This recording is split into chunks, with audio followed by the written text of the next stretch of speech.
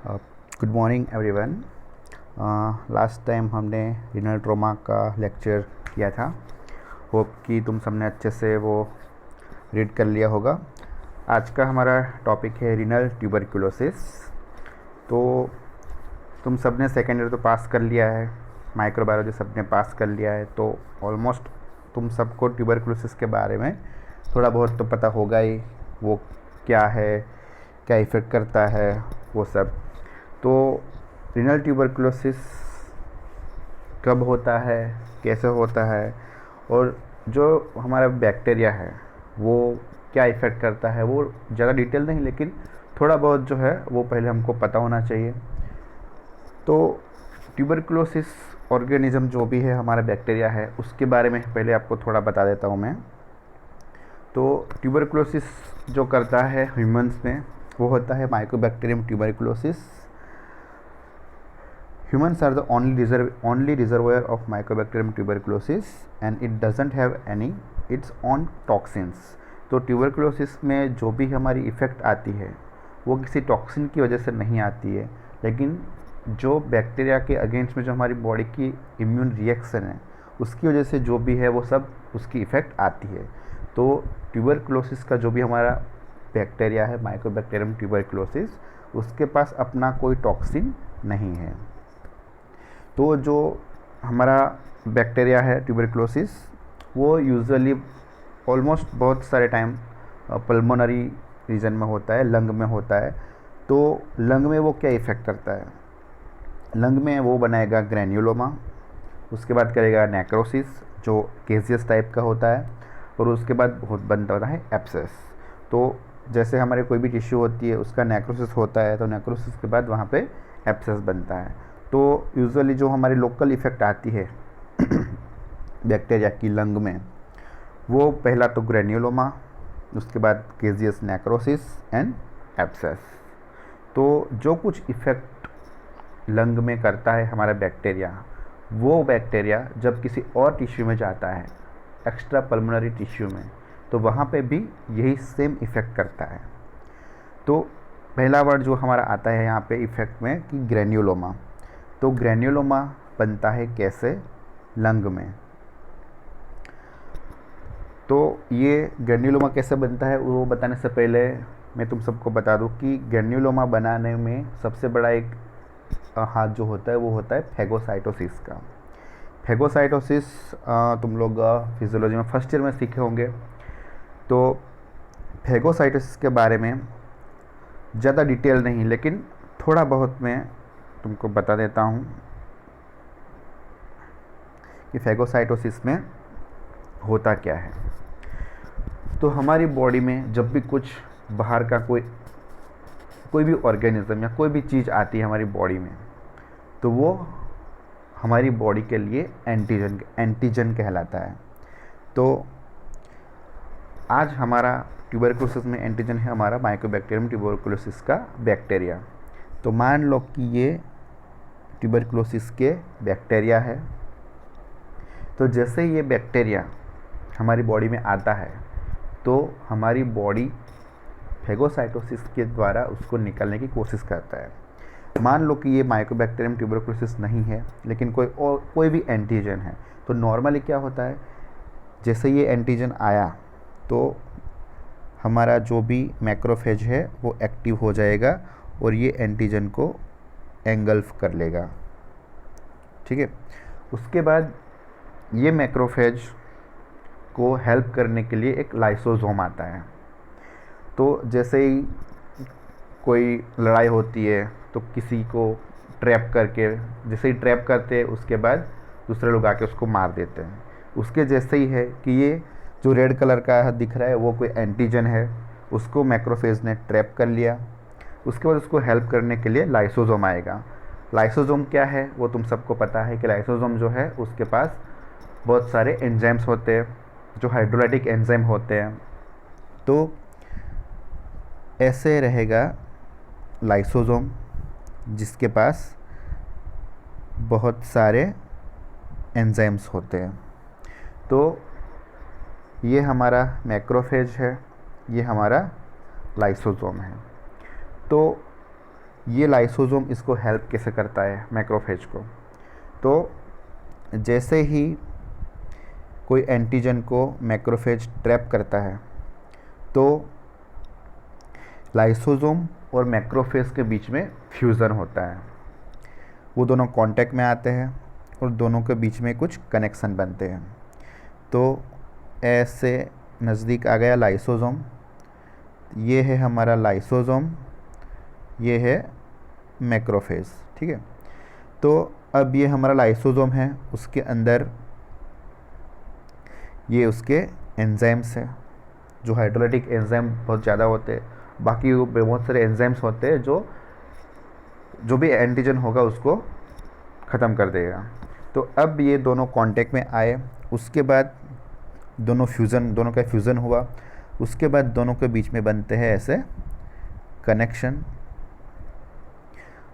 उसके बाद ये जो भी हमारे लाइसोसोम में एंजाइम्स हैं वो सब एंटर होंगे मैक्रोफेज में, और ये जो भी एंटीजन है मैक्रोफेज ने एंगल्फ किए हैं, ट्रैप किए हैं, उसको ख़त्म कर देंगे। तो ये हमारी प्रोसीजर है फेगोसाइटोसिस की। नॉर्मली ऐसा होता है जब फेगोसाइटोसिस होता है तब। अब हम देखेंगे कि ट्यूबरकुलोसिस में फेगोसाइटोसिस कैसे होता है। तो जो बैक्टीरिया है वो हमारे लंग में आएगा, तो bacteria enters in lung alveoli, macrophage activate हो जाएंगे, उसके साथ मोनोसाइट्स भी होंगे, दोनों उसको डिस्ट्रॉय करने की ट्राई करेंगे। फेगोसाइटोसिस का इनिशिएशन होगा, लेकिन जो बैक्टीरिया है माइकोबैक्टीरियम ट्यूबरकुलोसिस, उसके पास सल्फोलिपिड्स होते हैं। जो नॉर्मल सादा वाला एंटीजन होता है उसके पास ये नहीं होता है, लेकिन माइकोबैक्टीरियम ट्यूबरकुलोसिस के पास सल्फोलिपिड्स होता है। तो सल्फोलिपिड क्या करता है, जो मैंने तुमको बताया कि लाइसोसोम और फेगोसाइट, तो जो लाइसोसोम और मैक्रोफेज जो है ये दोनों का फ्यूज़न होता है। तो ये फ्यूज़न होने जो होता है उसको वो इनहिबिट कर देगा। तो लाइसोसोम का फ्यूज़न नहीं होगा, मतलब जो फेगोसाइटिक वेसिकल है वो क्या है कि जो एंटीजन को मैक्रोफेज ने एंगल्फ किया है, तो वो पूरा जो कॉम्प्लेक्स है उसको बोलते हैं फेगोसाइटिक वेसिकल। तो फेगोसाइटिक वेसिकल और लाइसोसोम ये दोनों के बीच में जो फ्यूज़न होता है, जो मैंने बताया ड्रॉ करके, तो वो फ्यूज़न होता है वो इनहिबिट हो जाएगा बिकॉज ऑफ द बैक्टीरियल सल्फोलिपिड्स। तो फ्यूज़न होगा नहीं, तो लाइसोसोम के एंजाइम जो है वो जो फेगोसाइटिक वेसिकल है, जो मैक्रोफेज ने माइकोबैक्टीरियम ट्यूबरकुलोसिस के बैक्टीरिया को एंगल्फ किया है, उसमें जा नहीं पाएंगे, और बैक्टीरिया जो होते हैं वो वैसे के वैसे रहेंगे और वहाँ पे वो मल्टीप्लाई भी होंगे, ठीक है। तो बैक्टीरिया अंदर मल्टीप्लाई होंगे। ये जो फेगोसाइटोसिस का मैंने बताया, जो नॉर्मल एंटीजन में और माइकोबैक्टीरियम में ट्यूबरकुलोसिस में दोनों में सब प्रोसीजर सेम होती है, लेकिन सिर्फ बिकॉज ऑफ द सल्फोलिपिड्स, जो लास्ट स्टेप होता है लाइसोसोम की एंट्री के बाद, लाइसोसोम और फेगोसाइटिक वेसिकल का फ्यूजन होता है और बाद में दोनों में कनेक्शन बनता है और एंजाइम जाते हैं फेगोसाइटिक वेसिकल में, वो स्टेप हो नहीं पाता है। Because of that bacteria will remain alive and they will multiply in the macrophage. After 2 to 4 weeks क्या होगा कि जो पुअरली डाइजेस्टेबल बैक्टीरिया है वो फिर से एंटीजन की तरफ रिएक्ट करेगा, और मैक्रोफेज जो होता है वो हमारा पहला डिफेंस होता है। उसके बाद जो इम्यून सिस्टम में आता है डिफेंस, वो आता है CD4 लिम्फोसाइट्स। ये जो इम्यून सिस्टम का जो भी एक्शन है बहुत सारा, तो वो अगर हम डीप में जाए तो बहुत सारा टाइम ले लेगा, लेकिन हम सिर्फ एक ऊपर से एक ओवरव्यू ले रहे हैं कि इतना सिंपल होता है, तो ज़्यादा डिटेल में नहीं जाते हैं। लेकिन अब तुमको लोगों को इतना याद रखना है कि CD4 लिम्फोसाइट्स का एक्टिवेशन होता है उस बिकॉज ऑफ दैट एक और शस्त्र आएगा जिसका नाम है इंटरफेरॉन गामा। तो जो CD4 लिम्फोसाइट्स एक्टिवेटेड हुए हैं उनमें से निकलेगा इंटरफेरॉन गामा। तो इंटरफेरॉन गामा जो है वो एक तरह से एक ब्रह्मास्त्र है, जो भी एंटीजन होगा उसको वो डिस्ट्रॉय कर देगा। तो पहला डिफेंस जो था हमारा माइकोबैक्टीरियम ट्यूबरकुलोसिस के अगेंस्ट, जो मैक्रोफेज और मोनोसाइट, वो फेल हो गया। उसने बैक्टीरिया को एंगल्फ तो किया लेकिन वो उसको डिस्ट्रॉय नहीं कर पाया। तो उसके बाद दूसरा आया सेकंड लाइन ऑफ डिफेंस कि जो इंटरफेरॉन गामा आया, जो CD4 लिम्फोसाइट्स एक्टिवेट हुए उसमें से निकलेगा, तो वो डिस्ट्रॉय कर देगा ये जो हमारा माइकोबैक्टीरियम ट्यूबरकुलोसिस बैक्टीरिया है उसको भी, और जो मैक्रोफेज बना है पूरा कॉम्प्लेक्स है उसको डिस्ट्रॉय कर देगा। तो ये जो मैक्रोफेज और मोनोसाइट्स वो सब है वो सेल्यूलर लेवल पे होते हैं। तो ये सब डिस्ट्रॉय होने में जो वहाँ की टिश्यू होती है वो भी डिस्ट्रॉय हो जाती है।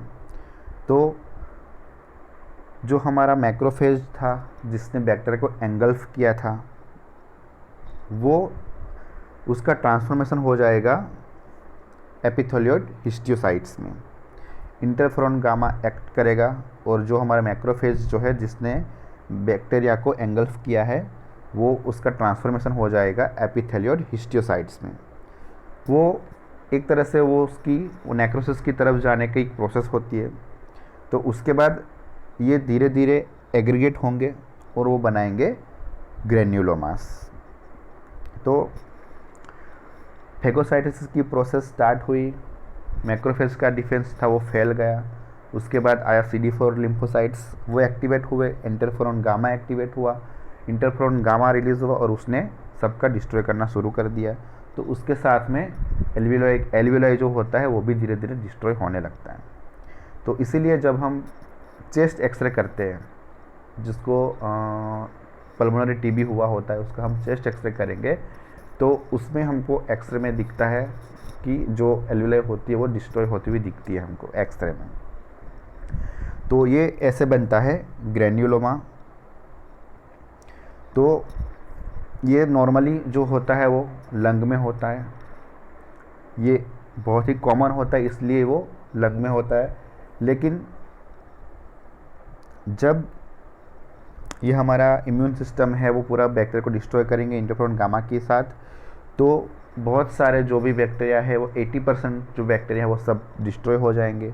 लेकिन 20% जो होते हैं, एग्जैक्ट नहीं है लेकिन सम वॉट अबाउट 20% थोड़े बहुत होंगे, वो सर्वाइव कर जाएंगे और वो ब्लड से होके एक्स्ट्रा पल्मोनरी साइट्स में स्प्रेड होंगे।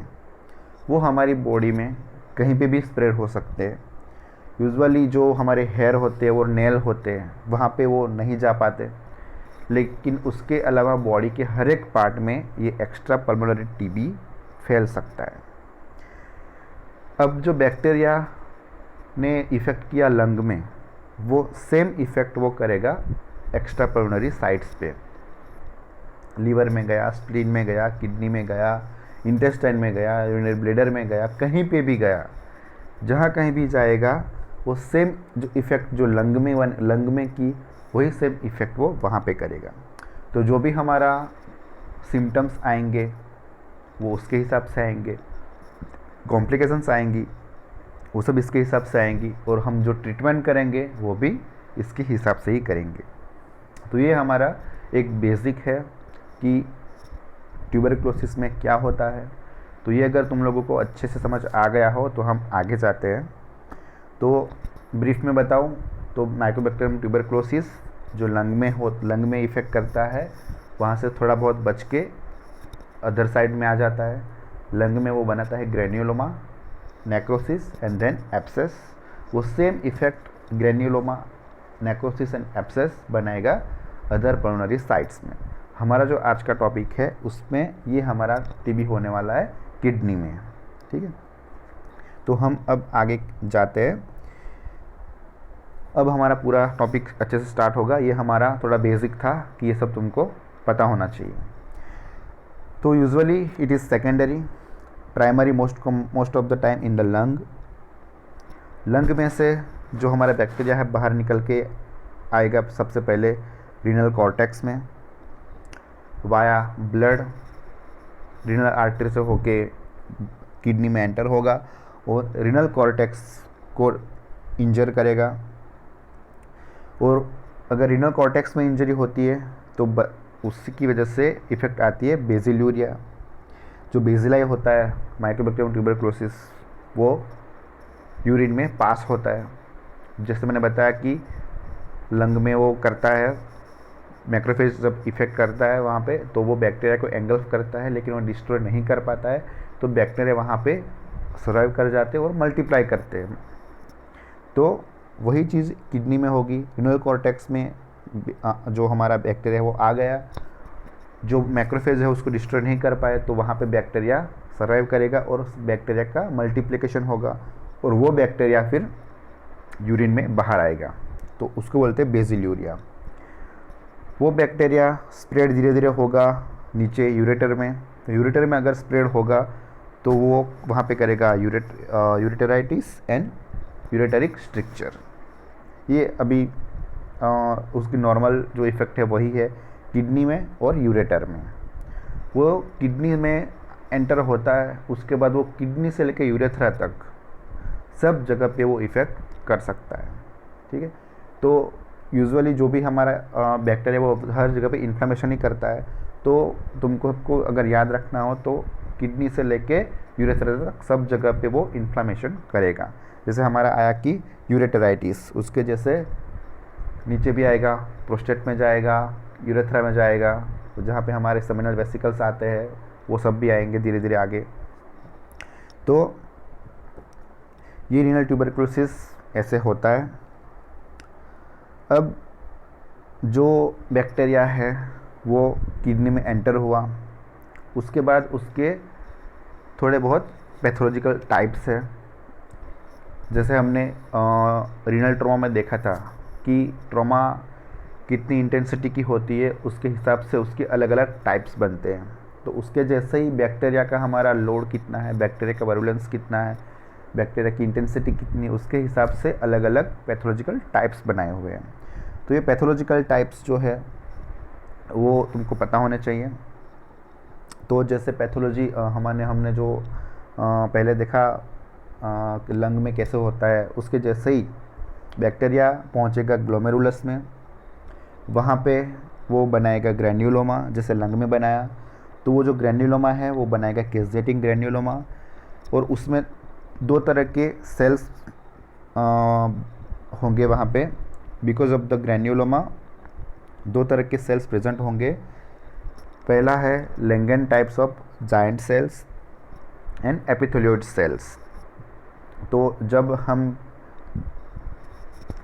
रीनल ट्यूबरकुलोसिस का स्पेसिमेन हम भेजते हैं पैथोलॉजी में आफ्टर सर्जरी, तो कभी कभी कोई रीनल ट्यूबरकुलोसिस में इतना एक्सटेंसिव होता है कि हमको किडनी निकाल देनी पड़ती है, जिसको बोलते हैं नेफ्रेक्टमी। तो वो पैथोलॉजी वाले जो हो वो किडनी का स्पेसिमेन लेंगे, उसका स्लाइड बनाएंगे और वो देखेंगे कि कौन सा सेल्स दिख रहे हैं। तो जो कैसजेटिंग ग्रैन्युलोमा बनता है उसमें Langhans type of giant cell and epithelioid cells दिखते हैं पैथोलॉजी में। जब हम उसकी स्पेसिमेन की स्लाइड बना के देखते हैं तब स्पेसिमेन जो होता है उसका सेक्शन करेंगे बहुत सारा। तुमने पैथोलॉजी में देखा होगा सेक्शन कैसे लेते हैं, और बाद में उसका हिस्टोपैथोलॉजिकल एग्जामिनेशन होता है। तो किडनी में उसने ग्रैन्युलोमा किया, उसके बाद किडनी के जो अलग अलग पार्ट्स हैं वहाँ पे वो ग्रैन्युलोमा बनाएगा। तो उसके अलग अलग टाइप्स है, 7-8 टाइप्स है। तो उसमें बनेगा papillary ulcer and other forms of tuberculous papillary ulcer. तो जो किडनी में एंटर होने के बाद वहाँ पर डिस्ट्रक्शन होगा तो वहाँ पे अल्सर बनेंगे। दूसरा टाइप है कैवर्नस फॉर्म। वहाँ पे जो भी हमारा कॉर्टेक्स है, मेड्यूला है, उसमें सब जगह पे इंजरी होगी, इरोजन होगा। तो जो हमारा वेसल्स है सब, उसकी परमेबिलिटी सब बढ़ जाएगी और वहाँ पे हाइड्रोनेफ्रोसिस हो जाएगा। जो हमारा ग्लोमेरुलस है वो ठीक से काम नहीं कर पाएगा। और जो ग्लोमेरुलस तुमने मेडिसिन में पढ़ा होगा कि जो ग्लोमेरुलस है वो कैसे, जो नेफ्रॉन होता है वो कैसे काम करता है। जो जैसे कि जीआईटी में जब कॉलोन में आता है सब जो हमारा बॉलस, तब कॉलोन में क्या होता है, सब हमारा जो वाटर है वो एब्जॉर्ब हो जाता है हमारी बॉडी के लिए। उसके जैसे ही ग्लोमेरुलस में जो वाटर है वो जितना हमारी बॉडी को ज़रूरत होती है वो सब एब्जॉर्ब हो जाता है, जिसको बोलते हैं रीएब्जॉर्प्शन। तो वो नहीं हो पाता है, तो वो पूरा का पूरा जो ब्लड है वो निकल जाएगा यूरिन में। तो बहुत सारा जो यूरिन बनेगा वो निकल जाता है। तो वो यूरिन जो है बहुत सारा बनेगा, वो इसलिए बनता है कि ग्लोमेरुलस ठीक से काम नहीं कर पाता है because of the granuloma and necrosis. तो वो नेफ्रॉन का ग्लोमेरुलस ठीक से काम नहीं करेगा तो बहुत सारा यूरिन बनेगा, जो वाटर है वो रीअब्जॉर्प्शन नहीं हो पाएगा। जो डिस्टल कलेक्टिंग ट्यूब्यूल्स होती है उसमें से, जैसे जीआईटी में कॉलोन में होता है वाटर का रीअब्जॉर्प्शन, ऐसे जो नेफ्रॉन है उसमें डिस्टल कलेक्टिंग ट्यूब्यूल्स में जो नेसेसरी वाटर होता है उसको रीअब्जॉर्प्शन हो जाता है। तो वो ठीक से नहीं हो पाता है तो बहुत सारा यूरिन बन जाता है, मतलब जो वाटर है वो निकल जाता है। जैसे कॉलोन में अगर कुछ प्रॉब्लम आया तो डायरिया हो जाता है, उसके जैसे ही नेफ्रॉन में कुछ प्रॉब्लम्स आई तो वाटर बहुत सारा निकलेगा और किडनी में बहुत सारा यूरिन भर जाएगा। उसके बाद उसको बोलते हैं हाइड्रोनेफ्रोसिस। ये एक अलग से बड़ा टॉपिक भी आएगा, उसके बाद का हमारा टॉपिक यही है। जब हम नेक्स्ट लेक्चर होगा तब हाइड्रोनेफ्रोसिस, वो उसमें हम डिटेल में पढ़ेंगे इसके बारे में।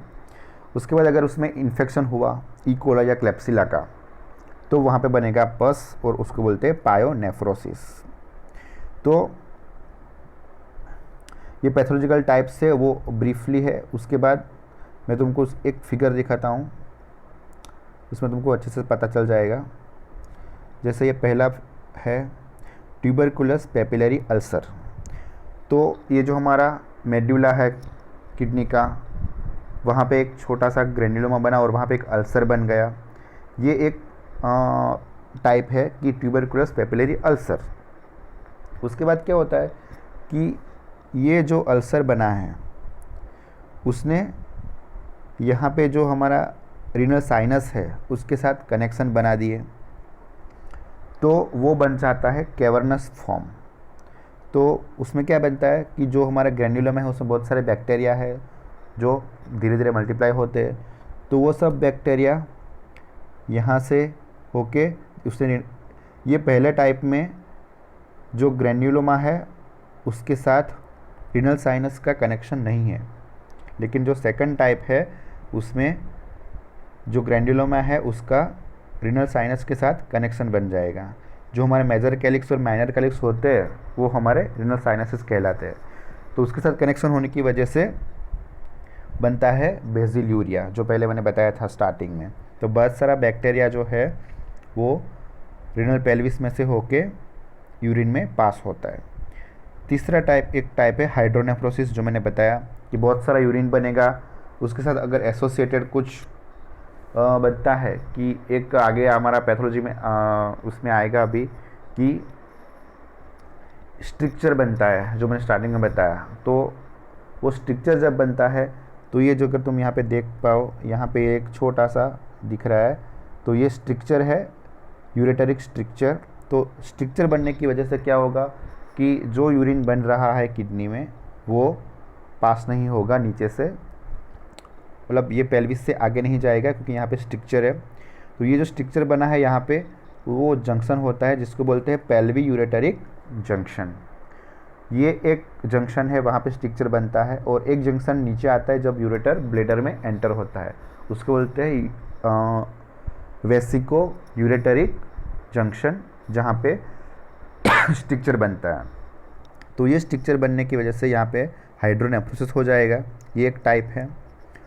हाइड्रोनेफ्रोसिस में अगर सुपराडेड इन्फेक्शन हो गया ई. कोलाई और क्लेप्सिला का तो उसमें पस बन जाएगा। तो ये एक टाइप हो गया। पांचवा टाइप है ट्यूबरकुलस पेरिनेफ्रिक एब्सेस।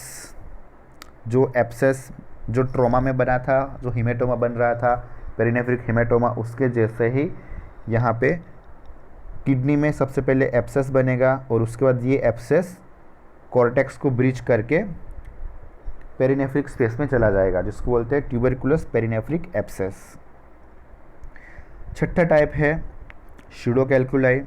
उसमें क्या होता है कि ग्रेन्युलोमा तो है ही, लेकिन उसमें कैल्सिफिकेशन होता है। तो ये जो दिख रहा है ब्लू कलर का, ये कैल्सिफिकेशन है। तो कैल्सिफिकेशन की वजह से क्या होता है, जब हम एक्सरे करवाते हैं तो उसमें हमको रेडियो ओपेसिटी दिखती है। हमको ये लगता है कि ये तो कोई स्टोन है। जो रीनल स्टोन में हम पढ़े थे उसमें डीडी आया था कि कैल्सिफिकेशन होता है, वो डीडी डिफरेंशियल डायग्नोसिस होता है renal radio opacity in the lumbar region. तो ये कैल्सिफिकेशन होता है तो वो एक्सरे में दिखता है ऐसा स्टोन। मतलब एक्सरे में हमको रेडियो ओपेसिटी दिखेगी तो हमको लगेगा कि ये स्टोन ही है, लेकिन वो स्टोन नहीं होता, वो कैल्सिफिकेशन होता है। तो ये इसलिए उसको बोलते हैं स्यूडोकैल्कुलाई। तो ये हो गया छठा टाइप। उसके बाद है केजियस किडनी। बहुत सारा पस बन जाएगा और साथ में फाइब्रस सेप्टा भी बन जाएंगे। तो ऐसे अलग अलग सेप्टा दिखेंगे, जिसको बोलते हैं केजियस किडनी। उसके बाद और एक टाइप आता है मिलियरी किडनी। पूरी की पूरी जो किडनी है उसमें बहुत सारे फोकाई बन जाएंगे और वो टाइप बन जाता है मिलियरी ट्यूबरकुलोसिस का। तो ये 8 टाइप्स है जो मैं तुमको यहाँ दिखा रहा हूँ। ट्यूबरकुलोसिस, पेरिनेफ्रिक एब्सेस, उसके बाद कैल्सिफाइड ट्यूबरकुलोस एरिया, वो स्यूडोकैल्कुलाई भी बोल सकते हैं। जो केजियस किडनी हुई थी, जो ये वाली केजियस किडनी जिसमें मल्टीपल सेप्टा बन गए हैं, तो केजियस किडनी में उसको पट्टी किडनी भी बोलते हैं और सीमेंट किडनी भी बोलते हैं। और इसमें जो किडनी है उसका ऑटोनेफ्रेक्टमी हो जाता है। ये एक टाइप है जिसमें ऑटोनेफ्रेक्टमी हो जाता है, किडनी अपने आप डिस्ट्रॉय हो जाती है धीरे धीरे करके। जैसे सिकल सेल होता है उसमें ऑटो स्प्लीनेक्टमी होती है, उसके जैसे ही हमारे यहाँ पे ऑटोनेफ्रेक्टमी होगी। और मिलियरी ट्यूबरकुलोसिस, तो ये उसके मेन टाइप्स है, 8 टाइप्स है। ट्यूबरकुलस पेपिलरी अल्सर, इसमें ओनली अल्सर है रीनल साइनसेस के साथ, मतलब जो मेजर कैलिक्स है उसके साथ कोई कनेक्शन नहीं है। ये जो दूसरा टाइप है कैवर्नस फॉर्म, उसमें उसका कनेक्शन बन जाएगा मेजर कैलिक्स के साथ और बहुत सारा जो बैक्टीरिया है वो यूरिन में पास होगा। तीसरा है हाइड्रोनेफ्रोसिस, उसमें 2 फैक्टर काम कर जाएंगे। एक तो बहुत सारा यूरिन बन रहा है क्योंकि वाटर का रीअब्जॉर्प्शन नहीं हो रहा है डिस्टल कलेक्टिंग ट्यूब्यूल्स में से, और यहाँ पे यूरेटरिक स्ट्रक्चर है। तो वो 2 फैक्टर काम करेंगे और यहाँ पे एक किडनी का एनलार्जमेंट हो जाएगा। इन्फेक्शन होगा तो इसमें पस बन जाएगा, तो ये वाला टाइप हो जाएगा। पस जो है वो कॉर्टेक्स को ब्रीच करके बाहर आ जाएगा पेरिनेफ्रिक स्पेस में, तो वो बन जाएगा ट्यूबरकुलस पेरिनेफ्रिक एब्सेस। अगर कैल्सिफिकेशन हुआ वहाँ पे तो स्यूडोकैल्कुलाई वाला टाइप। बहुत सारे सेप्टा बन गए तो केजियस किडनी और मिलियरी किडनी। ये उसके टाइप्स है, पैथोलॉजिकल टाइप्स है रीनल ट्यूबरकुलोसिस के। तो ये जो सारी इफ़ेक्ट है उसमें एक ही सीक्वेंस है, ग्रेन्युलोमा, उसके बाद नेक्रोसिस और उसके बाद एब्सेस। तो ये सीक्वेंस है वो मिस नहीं होनी चाहिए। और वो ग्रेन्युलोमा कैसे बना, जो फेगोसाइटोसिस का जो प्रोसेस बताया वो वहीं से सब कुछ शुरू होता है। तो ये उसके टाइप्स हो गए, ये उसकी फिगर है, ये जो हमको एग्ज़ाम में ड्रॉ भी करनी है।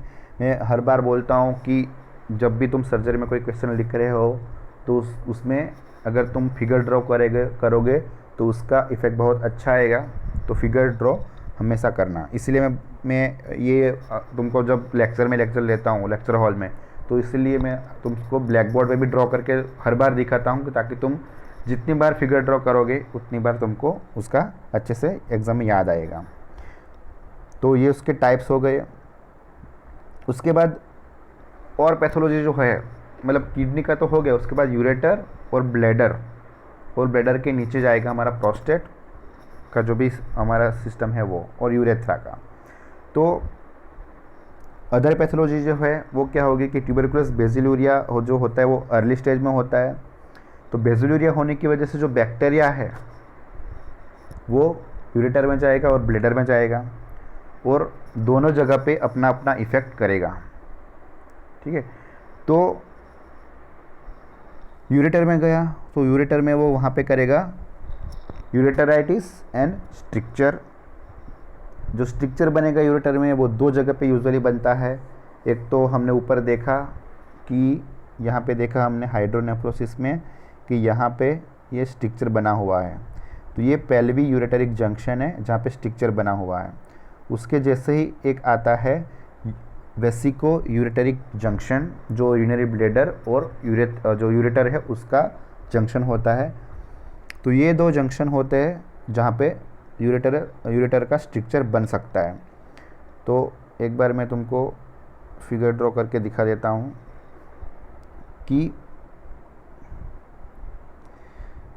ये हमारी किडनी है, ठीक है, ये यूरिनरी ब्लैडर है। तो ऐसे यूरेटर आएगा नीचे, ठीक है। ये फिगर इतनी अच्छी नहीं दिख रही, लेकिन हमारे पास ब्लैक बोर्ड नहीं है तो ऐसे ही काम चलाना पड़ेगा। तो जो यूरेटरिक स्ट्रक्चर मैंने बताई तो दो जगह पे बनेगी। एक तो ये वाला जो जगह है वो है वेसिको यूरेटरिक जंक्शन, ये वाला जो पोर्शन है वो है पेल्वी यूरेटरिक जंक्शन। तो ये दो जंक्शन को तुम याद रखो। उसमें ये वाला जो है वो मोस्ट कॉमन है जहाँ पे स्ट्रक्चर बनता है, और ये दो ही है। तो ये मोस्ट कॉमन जो है वो तुमको याद रखना है कि वेसिको यूरेटरिक जंक्शन जो है वहाँ पे जो स्ट्रक्चर बनता है वो मोस्ट कॉमन साइट है स्ट्रक्चर बनने की। ठीक है, ये फिगर अगर मैंने ड्रॉ इसलिए हर बार करता हूँ कि जो फिगर ड्रॉ करके अगर मैं बताऊँगा तो वो तुमको अच्छे से याद भी रहेगा। ठीक है, तो ये साइट है मोस्ट कॉमन साइट जो यूरेटर का स्ट्रक्चर होने की, और सेकंड मोस्ट कॉमन है पेल्वी यूरेटरिक जंक्शन। ठीक है, तो ये है यूरेटर में जो पैथोलॉजी बनेगी वो स्ट्रक्चर ही बनेगा, यही एक पैथोलॉजी है वहाँ पे। स्ट्रक्चर क्यों बना वहाँ पे कि जब भी कहीं पे ग्रेन्युलोमा बनता है तो उसके बाद या तो उसका नेक्रोसिस हो जाता है और एब्सेस बन जाता है, या तो फिर हमारा इम्यून सिस्टम है वो जो वहाँ पे जो अल्सर बना है उसको हील करने की ट्राई करेगा। और हीलिंग होती है जब तुम हीलिंग सीखे होगे जनरल सर्जरी में या फिर पैथोलॉजी में, तो जब भी हम स्किन पे देखते हैं कि स्किन पे जब कोई हमको इंजरी होती है तो उसके बाद वहाँ पे हीलिंग होने के बाद वहाँ पे स्कार बनता है।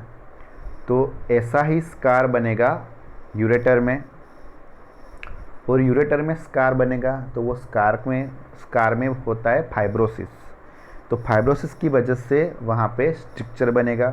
और जो दो साइट मैंने बताई कि पेल्वी यूरेटरिक जंक्शन और वेसिको यूरेटरिक जंक्शन, वो मैंने तुमको बताया था कि नॉर्मल कंस्ट्रिक्शन होता है वहाँ पे, और वहाँ पे बैक्टीरिया रुक जाते हैं, लॉज वहाँ पे डिपॉजिट हो जाते हैं इजीली, और वहाँ पे अपनी इफेक्ट बनाते हैं और वहाँ पे अल्सर बनाएंगे, और वहाँ पे हीलिंग होने की वजह से वहाँ पे फाइब्रोसिस होने की वजह से वहाँ पे स्कार बनेगा, फाइब्रोसिस होगा और वहाँ पे स्ट्रक्चर बनेगा।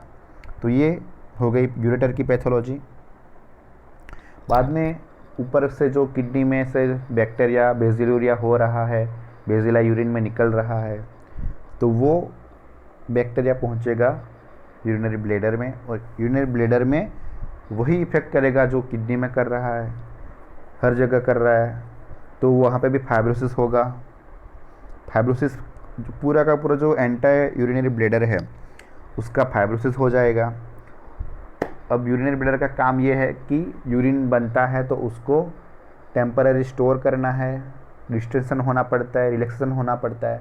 अगर फाइब्रोसिस है तो उसका डिस्टेंशन और रिलैक्सेशन जो है वो नहीं हो पाएगा।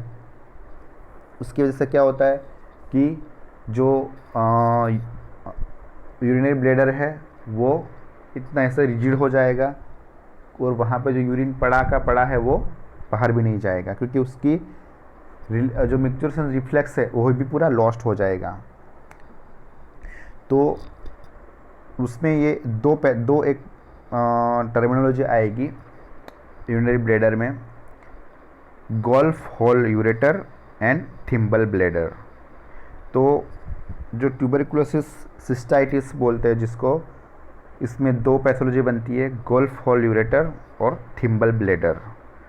तो ये दोनों हम जब सिस्टोस्कोपी करते हैं, मैंने तुमको पहले लेक्चर में बताया था कि सिस्टोस्कोपी में हम डायरेक्टली सिस्टोस्कोप डालते हैं यूरेथ्रा से और ब्लैडर को एग्जामिन कर सकते हैं।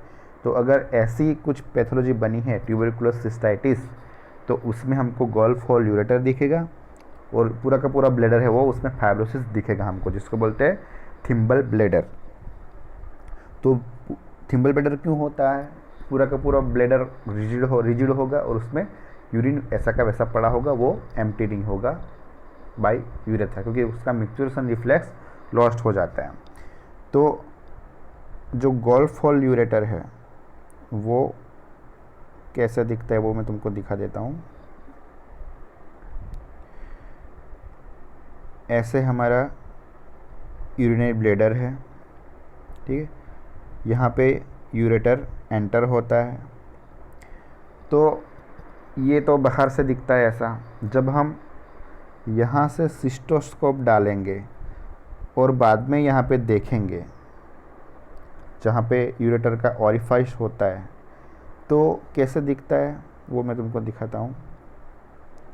कि ये मान लो कि यूरिनरी ब्लैडर अंदर का टेलीस्कोप डालने के बाद जो व्यू है वो है।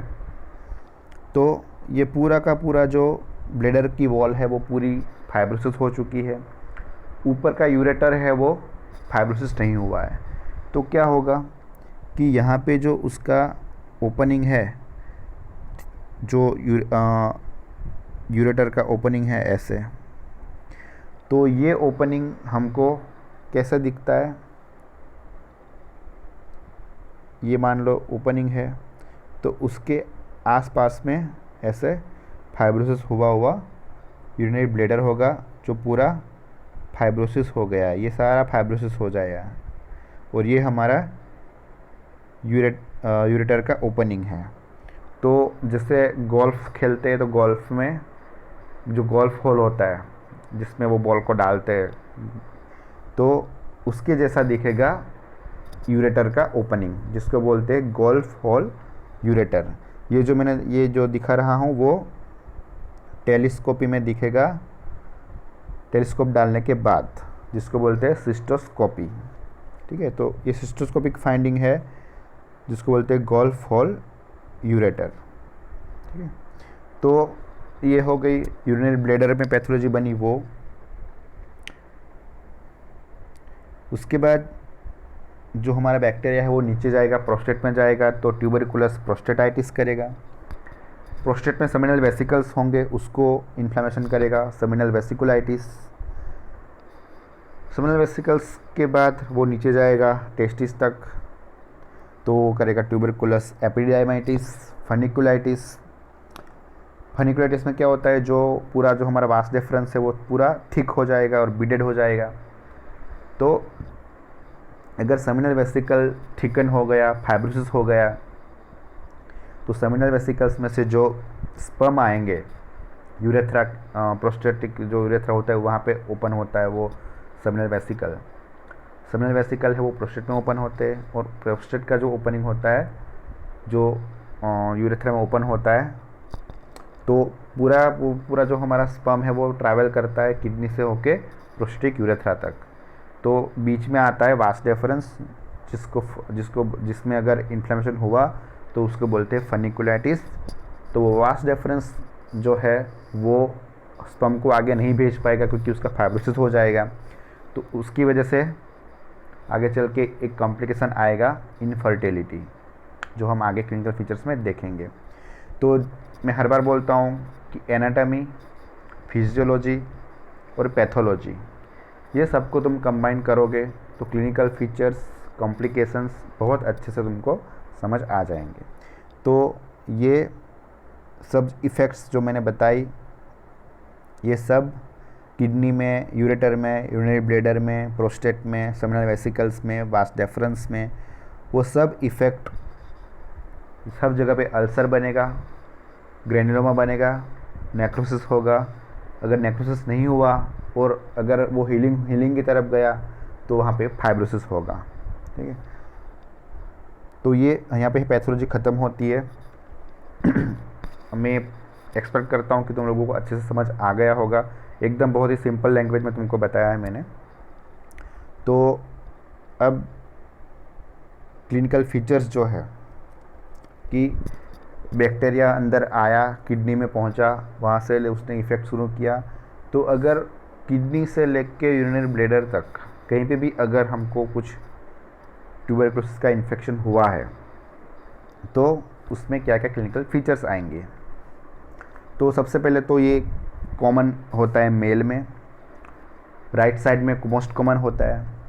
मेल में कॉमन क्यों होता है और राइट साइड में क्यों कॉमन होता है उसका कोई रीज़न नहीं है, लेकिन जो स्टडी हुई है उसमें बहुत सारे केसेस जो होते हैं वो मेल में होते हैं और राइट साइड की किडनी में होते हैं।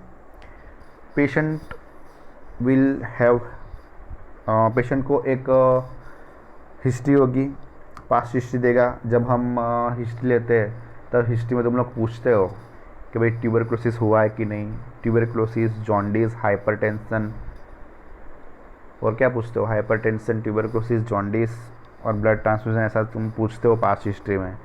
तो ऐसे पेशेंट में अगर तुमने हिस्ट्री ली तो पेशेंट बोलेगा कि मुझे 1 साल पहले टीबी हुआ था, मैंने इतना महीना, 6 महीना या 12 महीना दवाई ली थी, फिर मैं ठीक हो गया था, ऐसी हिस्ट्री देगा वो। ठीक है, तो patient will have history of pulmonary tuberculosis. Patient को यूरिनरी फ्रीक्वेंसी इंक्रीज हो जाएगी। What is frequency? जो पेशेंट यूरिन पास करने जाता है उसको बोलते हैं फ्रीक्वेंसी। दिन में 6 बार यूरिन पास करते हैं, 10 बार पास करते हैं या 15 बार पास करते हैं, जिसको बोलते हैं फ्रीक्वेंसी। तो यूरिनरी फ्रीक्वेंसी बहुत ही बढ़ जाएगी। ये यूरिनरी फ्रीक्वेंसी क्यों बढ़ जाएगी? क्योंकि यूरिन ज़्यादा, यूरिनरी ब्लैडर में यूरिन ज़्यादा बन रहा है, मतलब यूरिन ज़्यादा आ रहा है। वहाँ पे ज़्यादा क्यों आ रहा है? क्योंकि ऊपर से नेफ्रॉन ठीक से काम नहीं कर रहे हैं। जो डिस्टल कलेक्टिंग ट्यूब्यूल्स से वाटर का रीअब्जॉर्प्शन होना चाहिए वो नहीं हो रहा है और बहुत सारा यूरिन बन रहा है। वो बहुत सारा यूरिन आएगा यूरिनरी ब्लैडर में और उसको पेशेंट को वो बनेगा इंक्रीज फ्रीक्वेंसी। तो ये पूरी मैकेनिज्म है इंक्रीज यूरिनरी फ्रीक्वेंसी की। ठीक है, तो डे एंड नाइट दोनों में पेशेंट की यूरिनरी फ्रीक्वेंसी बढ़ जाएगी। ये डे एंड नाइट में क्यों बता रहा हूँ? क्योंकि आगे जाके एक हमारा टॉपिक आएगा बिनाइन प्रोस्टेटिक हाइपरप्लाजिया, तो वो बहुत ही बड़ा टॉपिक है और बहुत इम्पोर्टेंट भी है। तो उसमें क्या होता है कि ओनली नाइट फ्रीक्वेंसी इंक्रीज होती है, डे की फ्रीक्वेंसी इतनी इंक्रीज नहीं होती है। इंक्रीज होती है लेकिन इतनी ज़्यादा नहीं, लेकिन बहुत ही ज़्यादा फ्रीक्वेंसी इंक्रीज होगी नाइट में। वो नाइट में क्यों इंक्रीज होगी बिनाइन प्रोस्टेटिक हाइपरप्लाजिया में, वो जब हम वो टॉपिक करेंगे तब मैं तुमको बताऊंगा डिटेल में, जब वो टॉपिक का हम लेक्चर लेंगे। लेकिन अभी के लिए ये समझ लो कि डे एंड नाइट दोनों की फ्रीक्वेंसी, यूरिनरी फ्रीक्वेंसी बढ़ जाएगी। तो ये मैं इसलिए बता रहा हूँ कि हम क्लिनिकली बीपीएच और रीनल ट्यूबरकुलोसिस को डिफ्रेंशिएट कर सके। जब हम हिस्ट्री लेते हैं तो पेशेंट बोलेगा कि मुझे बहुत ज़्यादा यूरिन पास करने का अर्ज आता है और बहुत ज़्यादा यूरिन पास फ्रीक्वेंसी बढ़ गई है मेरी। तो तुम्हारे माइंड में एक डीडी आएगा, डिफरेंशियल डायग्नोसिस, कि ऐसा तो होता है प्रोस्टेटिक हाइपर बीपीएच में भी और ट्यूबरकुलोसिस में भी।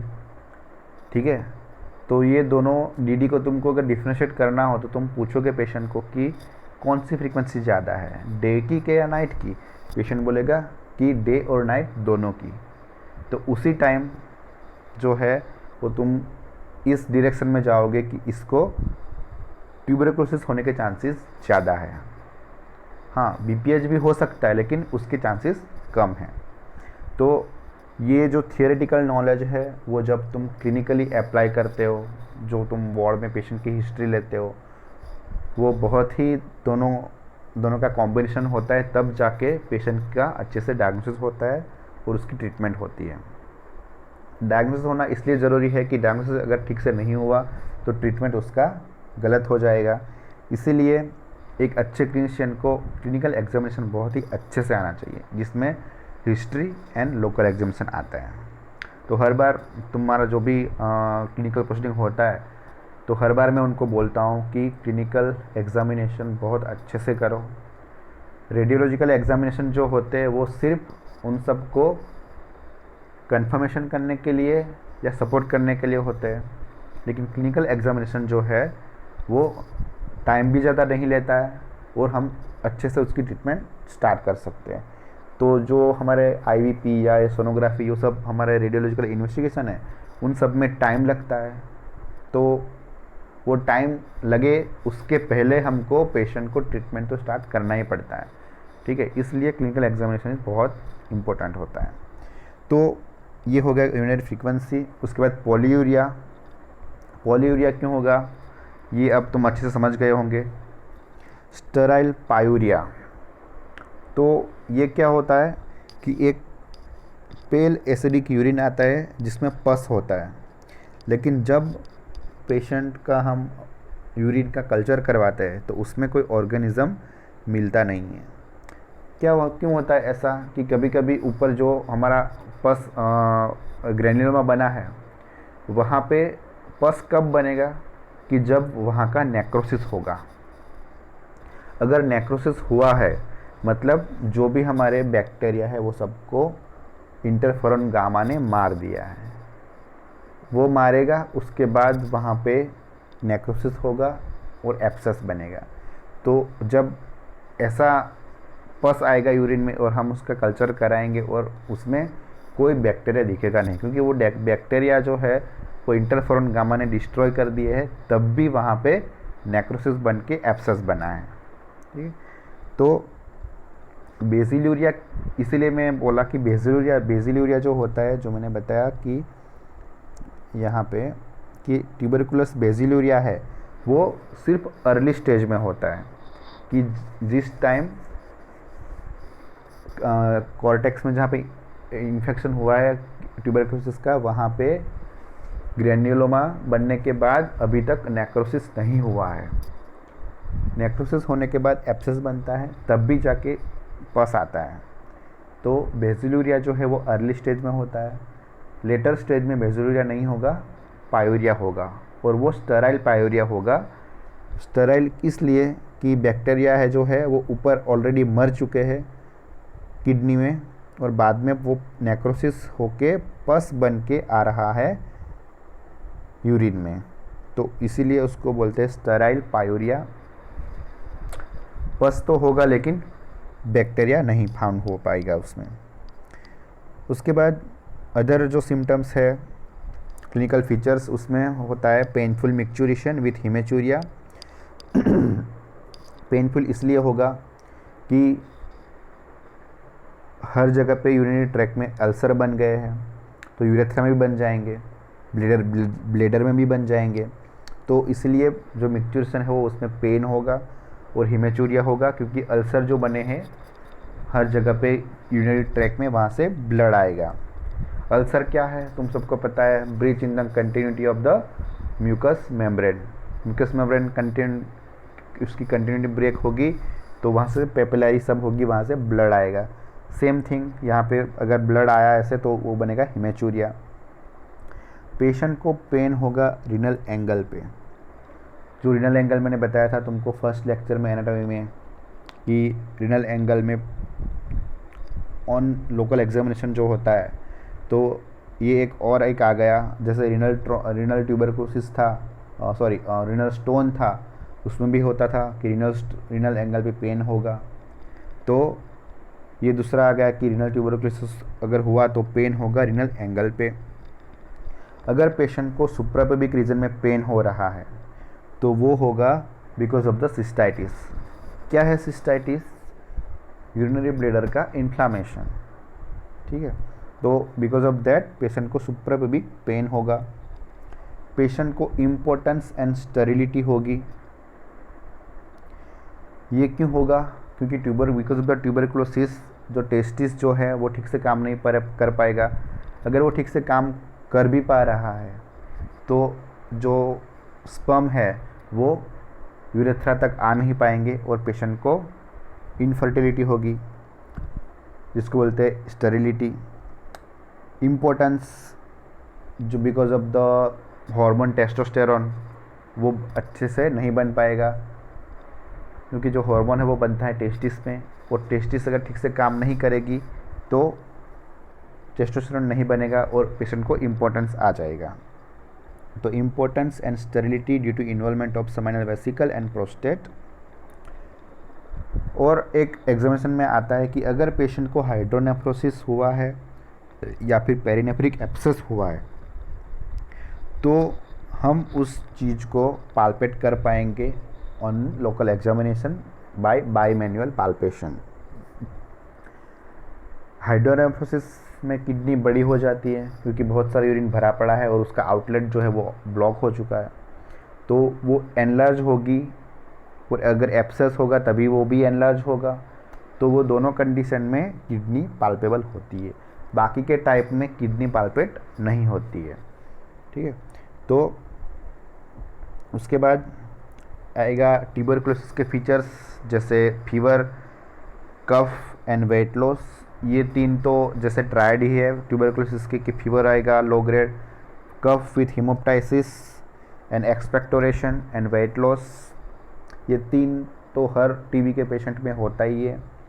उसके बाद जो फीमेल है उसमें थोड़ा डिफरेंट आएगा, जिसका नाम है dyspareunia, menstrual dysfunction and vaginal discharge.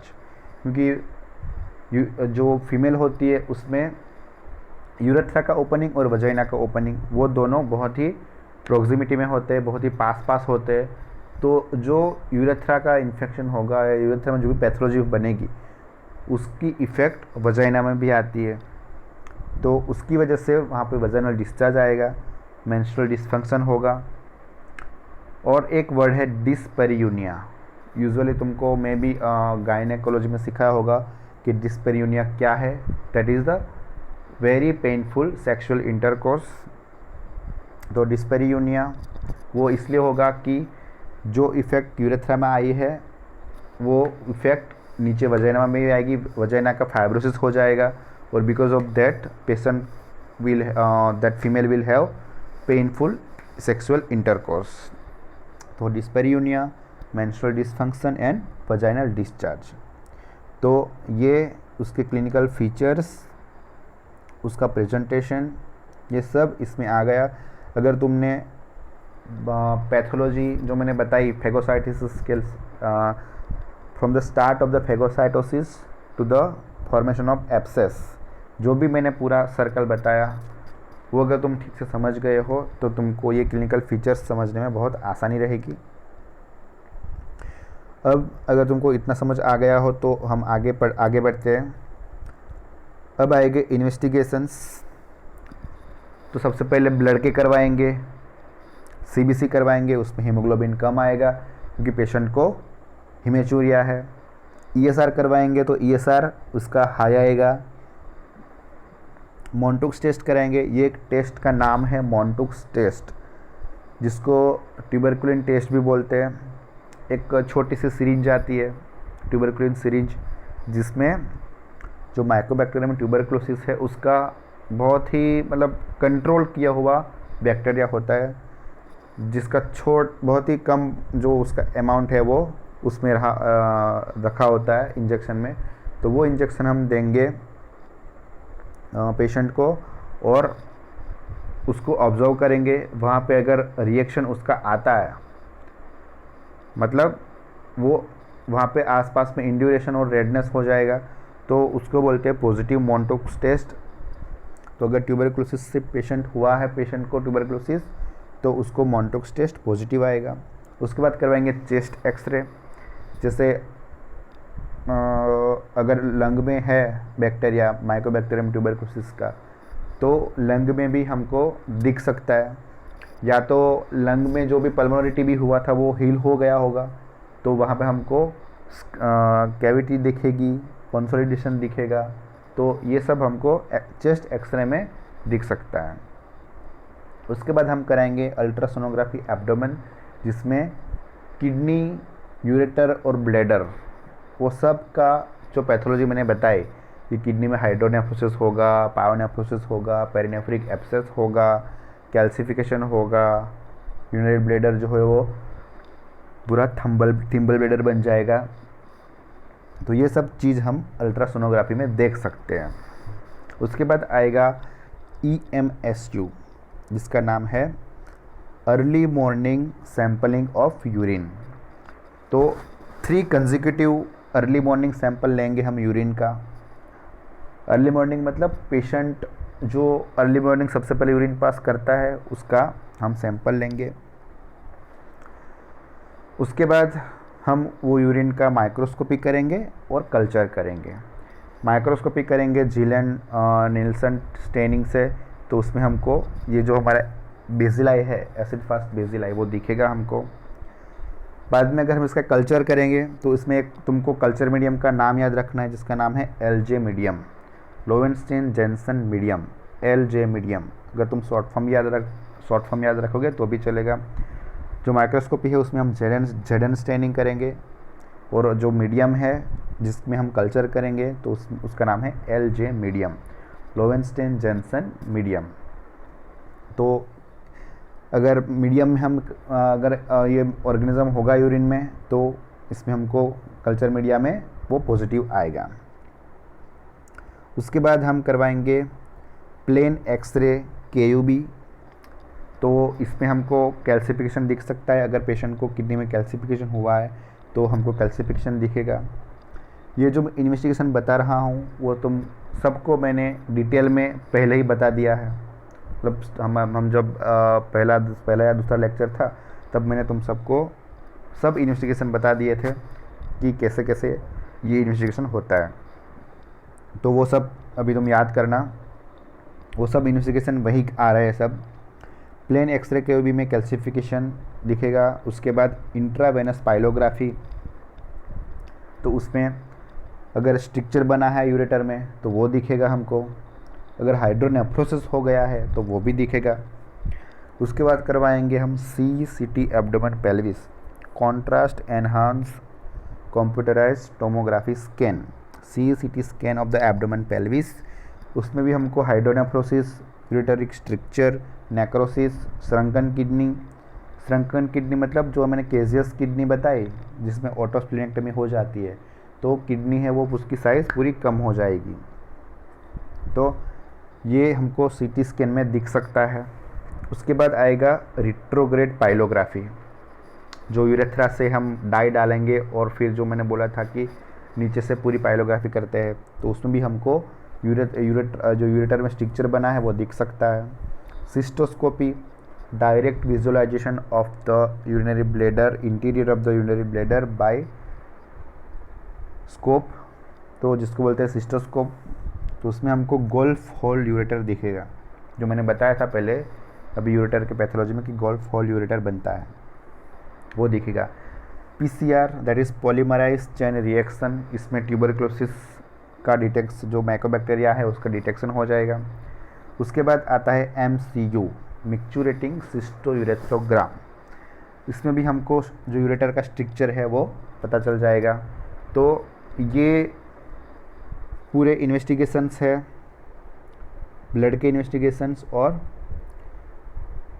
Radiological investigation. तो ये सब इन्वेस्टिगेशन हमको करने हैं और हमको कंफर्म करना है कि कौन सा टाइप का ट्यूबरक्लोसिस है। जो मैंने टाइप बताए थे, जो अल्सर था, अल्सर के बाद केजियस नेक्रोसिस था, उसके बाद hydronephrosis, pyonephrosis, perinephric abscess, calcification, miliary tuberculosis, तो वो सब जो टाइप है, वो टाइप कौन सा टाइप है वो हमको कंफर्म करना है। ठीक है, वो कंफर्म करने के बाद हम करेंगे उसकी ट्रीटमेंट में हम पेशेंट को देंगे एंटी ट्यूबरकुलर थेरापी, जिसमें हम HRZE, ये शॉर्ट फॉर्म है कि HRZE फॉर 1 ईयर, जिसमें कंपोनेंट आएंगे आइसोनियाजाइड, आर का मतलब है रिफाम्पिसिन, जेड का मतलब है पायराजिनामाइड एंड ई का मतलब है इथाम्ब्यूटोल। ये तुम सबको अच्छे से पता है, मैं एक बार फिर से बता देता हूँ। HRZD for 1 year, that is anti tubercular drug therapy. ये ड्रग थेरापी हमको इमीडिएटली स्टार्ट करनी है। उसके बाद 6 to 12 weeks of drug therapy, मतलब 6 से 12 वीक तक हमको ड्रग थेरापी कंटिन्यू रखनी है। 12 वीक के बाद हम पेशेंट का सर्जिकल एक्सप्लोरेशन करेंगे, मतलब करना ही है एक्सप्लोरेशन। उसके बाद अगर वहाँ पे पस है तो वो पस को ड्रेन कर लेंगे। उसके बाद जो वहाँ की जो पस हमने निकाला, वो पस कॉर्टेक्स को तोड़ के आया होगा, तो वो कॉर्टेक्स जो होगा वहाँ पे हम थोड़ा कॉर्टेक्स को रिफ्रेश करके जो रिनल कॉर्टेक्स है किडनी का, उसको हम स्टीट ले लेंगे। जो कैप्सूल होगी किडनी की उस पर हम स्टीट ले लेंगे, जिसको बोलते हैं हैंडलिस रिनल कैवर्नोस्टोमी। तो ये अभी तुम नाम याद रख लो कि ये कैसे करते हैं। मैं तुमको कैसे करते हैं वो दिखा देता हूँ अभी। कि मान लो कि ये किडनी है, तो ये पूरा भरा पड़ा है एब्सेस, ठीक है। अगर ये रप्चर हुआ है तो पेरिनेफ्रिक एब्सेस बनेगा, अगर नहीं हुआ है तो हमको ये एरिया है जो मैंने बताया था कि आगे जब हम देखे थे एनाटॉमी में कि जहाँ पे ब्लड लेस एरिया आता है, तो वहाँ पे हम इंसिजन करेंगे, जो मैंने बताया था ब्रोडेल्स लाइन। तो ब्रोडेल्स लाइन जो होगी वहाँ पे हम इंसिजन रखेंगे, और मान लो कि ये हमने यहाँ से पूरा जो पस है वो निकाल लिया, ठीक है। उसके बाद ये जो ओपनिंग रह गया है किडनी का, इसको हम स्टीट ले लेंगे, उसको बोलते हैं हैंडलिस कैवर्नोस्टोमी। तो ये एक सिंपल टेक्निक है पस को ड्रेन करने की, ठीक है। तो after 6 to 12 weeks of drug therapy we will do surgical exploration, ठीक है। उसके बाद जो हाइड्रोनेफ्रोसिस होगा उसकी ट्रीटमेंट आएगी। तो हाइड्रोनेफ्रोसिस की ट्रीटमेंट में मेनली आता है nephrostomy, Anderson Hynes pyeloplasty and DJ stent, double and J stent. तो ये अभी तुम नाम याद रख लो, जब नेक्स्ट टाइम हम हाइड्रोनेफ्रोसिस का लेक्चर लेंगे उसमें मैं डिटेल में बता दूंगा कि नेफ्रोस्टोमी क्या है, एंडरसन हाइंस पाइलोप्लास्टी क्या है और डीजे स्टंट क्या है, वो तुमको डिटेल में बता दूंगा हाइड्रोनेफ्रोसिस के लेक्चर में। लेकिन अभी मैं तुमको एक ओवरव्यू दे देता हूँ कि हाइड्रोनेफ्रोसिस में जो मैंने बताया कि ये पूरी किडनी ऐसी बड़ी हो गई है, ठीक है। तो उसमें पूरा ऐसे भरा पड़ा है यूरिन और वो हाइड्रोनेफ्रोसिस हो गया है। तो पहला जो ऑप्शन बताया था नेफ्रोस्टोमी, तो उसमें क्या करेंगे, यहाँ पे एक ट्यूब डाल देंगे, ठीक है। यहाँ पे एक ट्यूब डाल देंगे तो ये पूरा जो यूरिन है वो बाहर आ जाएगा। और ये ट्यूब कैसे डालेंगे, अंडर सोनोग्राफी गाइडेंस और परक्यूटेनियसली। ये नेफ्रोस्टोमी ट्यूब डालने में हमको पेशेंट को एब्डोमेन खोलना नहीं पड़ेगा, हमको सिर्फ परक्यूटेनियसली अंडर सोनोग्राफी गाइडेंस नेफ्रोस्टोमी की ट्यूब आती है वो डाल देंगे हम, ठीक है। तो ये हो गई नेफ्रोस्टोमी ट्यूब। उसके बाद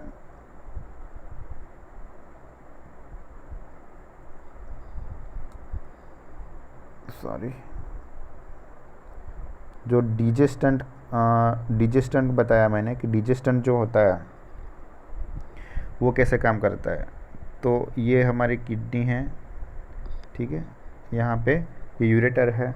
तो डीजे स्टंट कैसे काम करता है, डीजे स्टंट को हम अंडर सिस्टोस्कोपी गाइडेंस, जो यूरिनरी ब्लैडर में हमारा यूरेटर का ओपनिंग है वहाँ से हम एंटर करेंगे और ये एंटर होते जाएगा यहाँ पे। एक एंड यहाँ पे है, एक एंड यूरिनरी ब्लैडर में है। तो वो जो पूरा पानी भरा हुआ है यहाँ पे वो सब ड्रेन हो जाएगा यूरिनरी ब्लैडर में। तो ये होती है डिजेस्टेंट। अभी मैं डिटेल में नहीं बता रहा हूँ, बाकी सब मैं हाइड्रोनेफ्रोसिस के ट्रीटमेंट में बताऊँगा। सो नेफ्रोस्टोमी, एंडरसन हाइंस पाइलोप्लास्टी, इसमें हम क्या करेंगे कि जो रीनल पेल्विस है उसको हम खोलेंगे और उसके बाद वहाँ पे जो भी होता है यूरिन भरा पड़ा है उसको हम निकाल लेंगे और बाद में उसको वापस स्टिच करते हैं। वो वापस स्टिच अलग तरह से करते हैं, वो हम नेक्स्ट लेक्चर में सीखेंगे हाइड्रोनेफ्रोसिस में। अभी सिर्फ नाम याद रख लो, एंडरसन हाइंस पाइलोप्लास्टी, नेफ्रोस्टोमी एंड डिजेस्टेंट। उसके बाद अगर पेशेंट को यूरेटर में स्ट्रिक्चर है तो एक तो हम डिजेस्टेंट डाल सकते हैं। हमको क्या करना है कि किडनी को एम्प्टी करना है। उसके बाद क्या करेंगे, री implantation of ureter in the bladder, मतलब जो यूरेटर जहाँ पे एंटर हुआ है वहाँ से दूसरे जगह पे हम फिर से री इम्प्लांटेशन करेंगे यूरिनरी ब्लैडर के थोड़े दूसरे पार्ट में। उसके बाद आता है इलियल कंड्यूट एंड बोआरिस फ्लैप। ये भी तुम नाम याद रख लो, जब यूरेटर चलाएंगे उसमें ये दोनों ऑपरेशन आएंगे, वो हम डिटेल में पढ़ेंगे। इलियल कंड्यूट में क्या करते हैं कि जो यूरेटर है इसको हम डाल देंगे इलियम में और इलियम में से होके इलियम का हम बना देंगे इलियोस्टोमी। तो जो भी हमारा यूरिन है वो यूरेटर से होके इलियम में जाएगा और इलियोस्टोमी से यूरिन बाहर आ जाएगा। तो ये होता है इलियल कंड्यूट। दूसरा है बोआरिस फ्लैप। इसमें क्या है कि जो यूरिनरी ब्लैडर है उसको हम थोड़े अलग तरीके से इंसिजन मार के खोलते हैं और बाद में उसका फ्लैप बना के यूरेटर के साथ एनास्टोमोसिस कर देते हैं। तो ये है बोआरिस फ्लैप की सर्जरी। ये डिटेल में तुमको बताऊंगा मैं यूरेटर जब चलाएंगे तब, ठीक है। अभी तुम नाम याद रख लो कि इलियल कंड्यूट एंड बोआरिस फ्लैप। अब थिम्बल ब्लैडर, इसमें क्या करेंगे, फाइब्रोसिस हो गया है, रिलैक्सेशन डिस्टेंशन और रिलैक्सेशन नहीं हो रहा है, तो क्या करेंगे, हाइड्रोलिक डायलेटेशन करेंगे ताकि वो जो यूरिनरी ब्लैडर है वो थोड़ा बहुत रिलैक्सेशन हो। उसके बाद 3 सर्जरी है, ठीक है। पहली है इलियोसिस्टोप्लास्टी, दूसरी है सिकोसिस्टोप्लास्टी एंड थर्ड है सिग्मोइड कोलोसिस्टोप्लास्टी। तो इसमें हम क्या करेंगे, पहले जो इलियोसिस्टोप्लास्टी है उसमें क्या करेंगे, जो हमारा यूरिनरी ब्लैडर है उसको हम जॉइन कर देंगे इलियम के साथ और उसकी वजह से जो क्या होगा कि जो यूरिन है वो ब्लैडर में आके इलियम में चला जाएगा। उसके बाद आता है सिकोसिस्टोप्लास्टी, यूरिनरी ब्लैडर को सिकम के साथ कनेक्ट कर देंगे। सिग्मोइड कोलोसिस्टोप्लास्टी में क्या करेंगे कि ब्लैडर को सिग्मोइड कोलोन के साथ कनेक्ट कर देंगे। तो ये जो हम कर रहे हैं इलियोसिस्टोप्लास्टी, सिकोसिस्टोप्लास्टी एंड सिग्मोइड कोलोसिस्टोप्लास्टी, ये एक तरह से क्या है, यूरिनरी डाइवर्जन ही है कि अगर ब्लैडर से वो बाहर नहीं जा पा रहा तो किसी और रास्ते से निकाल लो। तो ये सब सर्जरी है वो तुमको डिटेल में कोई नहीं पूछेगा, सिर्फ तुम नाम अगर लिख दिया तुमने एग्ज़ाम में तो बहुत काफ़ी है। हाइड्रोलिक डायलेटेशन, इलियोसिस्टोप्लास्टी, खाली तुमको ये पता होना चाहिए कि किसको किसको जॉइन कर रहे हैं, ठीक है। इलियोसिस्टोप्लास्टी में इलियम और ब्लैडर को, सिकोसिस्टोप्लास्टी में सिकम के साथ और सिग्मोइड में सिग्मोइड के साथ, ठीक है। तो ये हो गया थिम्बल ब्लैडर। उसके बाद अगर हमने पेशेंट को एंटी ट्यूबरकुलर ड्रग स्टार्ट किया उसके बाद हम उसका पीरियोडिक 1 या 2 दिन में हम उसका फॉलोअप सोनोग्राफी करवाएंगे। तो अगर 2 वीक तक थोड़ा बहुत भी इफेक्ट नहीं आया एंटी ट्यूबरकुलर ड्रग का, तो हम उसी टाइम पे उसका सर्जिकल एक्सप्लोरेशन कर सकते हैं, मतलब सर्जरी कर सकते हैं। जो सर्जरी हम 6 से 12 वीक के बाद करते थे वो सर्जरी 2 वीक के बाद ही कर सकते हैं अगर इफ़ेक्ट नहीं आती तो। अगर एंटी ट्यूबरकुलर ड्रग की इफ़ेक्ट आती है तो वो कंटिन्यू रखो, और उसके बाद 6 से 12 वीक के बाद तो उसकी सर्जरी करनी ही है। लेकिन अगर 2 वीक में अगर थोड़ा बहुत भी इफ़ेक्ट नहीं आया तो 2 वीक के बाद भी हम उसकी सर्जरी कर सकते हैं। उसके बाद और एक सर्जरी आती है जिसका नाम है नेफ्रोयूरेटरेक्टमी। उसमें यह है कि अगर यूनिलेटरल लीजन है, अगर किडनी में राइट या लेफ़्ट साइड की एक साइड की किडनी इफ़ेक्ट है, और gross impairment of renal function, तो रीनल फंक्शन अगर ठीक से काम नहीं कर रहा है तो हम क्या करेंगे कि वो किडनी को निकाल ही देंगे। तो नेफ्रो यूरेटरेक्टमी, तो इसमें हम क्या करेंगे,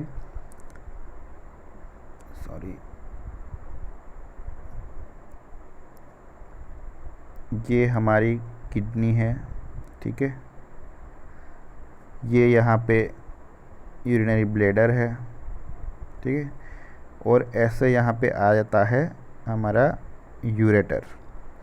तो नेफ्रो यूरेटरेक्टमी में हम क्या करेंगे कि ये किडनी से लेके यूरेटर तक, मतलब ये यूरेटर तक, ये पूरा इतना पोर्शन जो है उसको हम निकाल देंगे, क्योंकि किडनी जो है वो काम नहीं कर रही है। अगर काम नहीं कर रही है ठीक से तो उसको निकाल देना ही बेहतर रहता है, जिसका नाम है नेफ्रोयूरेटरेक्टमी, ठीक है। तो जो भी सर्जरी के नाम है वो तुमको याद रखने चाहिए, और वो सर्जरी में कौन सा ऑर्गन निकाल रहे हैं वो भी तुमको पता होना चाहिए, ठीक है। तो ये हमारी लास्ट ट्रीटमेंट है नेफ्रोयूरेटरेक्टमी। तो आई होप कि तुम सबको रीनल ट्यूबरकुलोसिस अच्छे से समझ आ गया होगा। ये पीपीटी जो है वो शायद भारती भी ने तुमको भेज दी होगी, या आज या कल में वो भेज देंगे, और ये एक्सप्लेनेशन भी एक बार सुन लेना, देख लेना, और एक बार बुक में से भी पढ़ लेना। तो यूजुअली कोई क्वेरी नहीं आएगी, और अगर कोई क्वेरी आती है तो तुम अभी कमेंट में लिख देना कि कोई क्वेरी हो तो रीनल ट्यूबरकुलोसिस है, उसमें हमने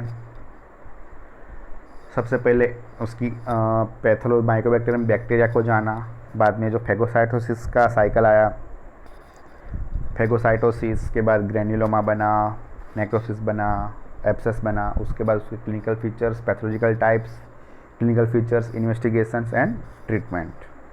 तो आई होप कि तुम सबको अच्छे से समझ आ गया होगा। एक बार अच्छे से पढ़ लेना, और कोई भी क्वेरी हो तो एक बार कमेंट कर देना।